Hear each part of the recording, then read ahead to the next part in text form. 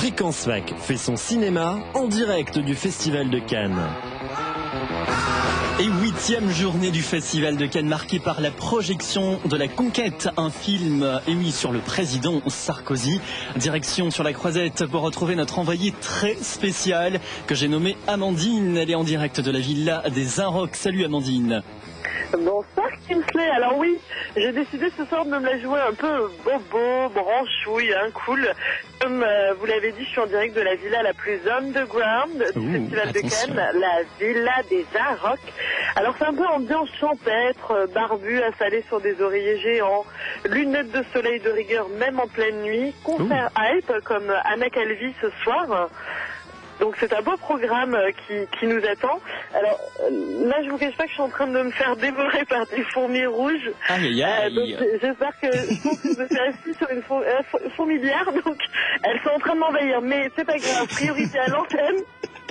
Alors, je vois que vous n'avez pas le temps de vous embêter, Amandine. Non. Alors, donc, tout le monde est tellement so cool ici. Alors bon, sauf quand il s'agit de poireauter pour faire pipi dans les Algeco, là, tout le monde redevient de simples mortels. Ça remet les choses en place. Donc non, les toilettes version Inrock ne sont pas rentrées dans mon top 3 sanitaire pour ceux qui ont suivi ma chronique d'hier et qui se demanderaient si mon top 3 des toilettes a bougé. Je vous rassure, le Martinez est toujours numéro 1. Alors bref, aujourd'hui, c'était une journée très chargée en événements puisque ce matin, il m'a fallu une bonne grosse douzaine de cafés et 3 citrons chauds pour attaquer dès 8h la Tour Rojo. Ouais, très lourd, très lourd.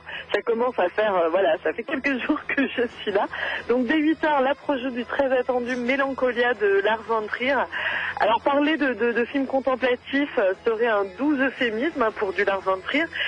Et oui, parfois, je ne vous cache pas que je jetais un coup d'œil envieux à ma voisine de gauche qui dormait comme une bienheureuse pendant que je tentais ardemment de contrôler mes yeux. Vous savez, les yeux fous qui brillent à 360 degrés de sommeil. Je pense que vous avez connu ça aussi à Kingsley. Tout ça derrière les lunettes de soleil ou pas, Amandine ?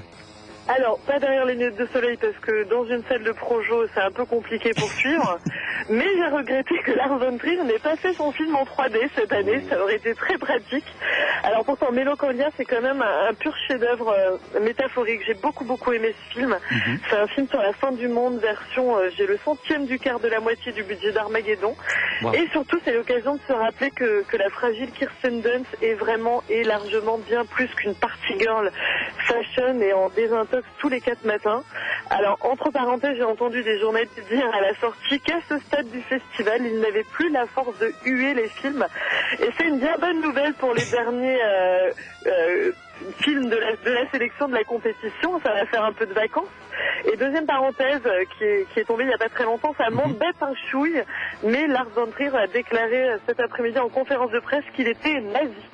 Alors ça fait un peu désordre. Alors en même temps, Lars von Trier,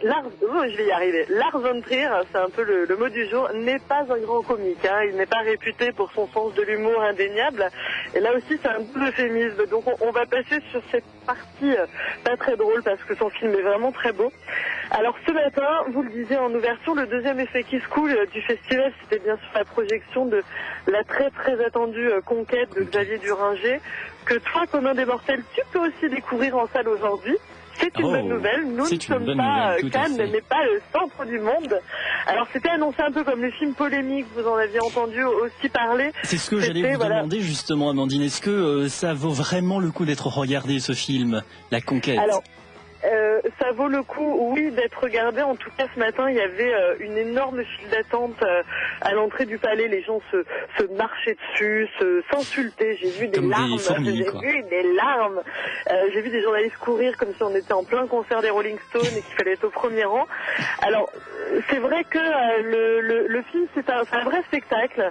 C'est une farce, c'est une satire un peu bouffonne qui grossit les traits des protagonistes de la campagne de Sarko avec intelligence et jubilation.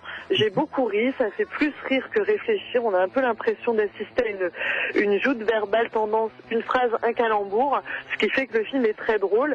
Et perso, en tout cas, j'espère qu'il n'y aura pas de Conquête 2. Si vous voyez ce que je veux dire. Voilà, je vous suis très bien, regardez pas. En tout cas, TF1, France 2, Canal+, toutes les caméras étaient en position à la sortie sorti pour recueillir les premières impressions à chaud des journalistes. Alors moi, je me suis fait recueillir par une obscure radio allemande qui n'a pas dû bien saisir l'ampleur de mes propos, où je citais dans le désordre Stéphane Guillon et le théâtre des Deux Ânes. Donc je suis pas tout à fait certaine d'être diffusée, d'avoir été une bonne ambassadrice de Fréquence 5. Oh, ne vous inquiétez pas. D'ailleurs, on a une photo de vous, Amandine, avec la radio allemande qu'on va publier dès ce soir sur notre site. Oui, c'est formidable. C'était mon moment de gloire sur la radio allemande. Mais vous êtes une star, Amandine. Ça n'arrive qu'une fois dans la vie. Alors bon, drame de l'actualité quand même, la conquête qui pouvait passer pour un pamphlet anti-Sarkozy il y a quelques jours. Ça ressemble carrément à un épisode des Bisounours face au raz-de-marée DSK, qui au fin fond de sa prison pourrait inspirer un excellent épisode des experts Manhattan. Alors moi, je prenais un peu la théorie du complot hollywoodien. On n'est pas à l'abri que des studios ou Steven Spielberg soit derrière tout ça. Alors en tout cas, demain pour la dernière chronique, parce que oui, c'est déjà fini, mais je vous avoue que je suis au bout du rouleau. Donc voilà, ce sera une dernière et grande chronique Made in Cannes. Ce sera ambiance paella, castagnette et bamba latina, puisque je serai pour vous en direct, et en exclu sur les marches pour la présentation officielle de La piel que habito, le nouveau film de Pedro Almodovar. Donc voilà, je serai au cœur des marches pour la première fois en exclusivité. Et je vous souhaite buenas noches, amigos, et moi je vais aller me vautrer dans l'herbe avec un grand barbu.